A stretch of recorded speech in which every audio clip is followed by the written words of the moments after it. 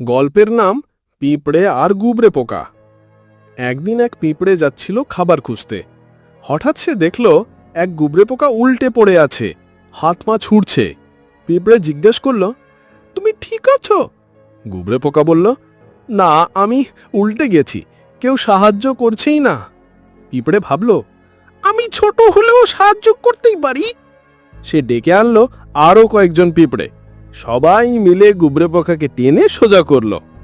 গুবরে পোকা দাঁড়িয়ে বলল, তোমরা তো সত্যিকারের বন্ধুর মতো। সেদিন থেকে গুবরে পোকা আর পিঁপড়েরা ভালো বন্ধু হয়ে গেল। তারা একসাথে ঠেলতো, গল্প করত।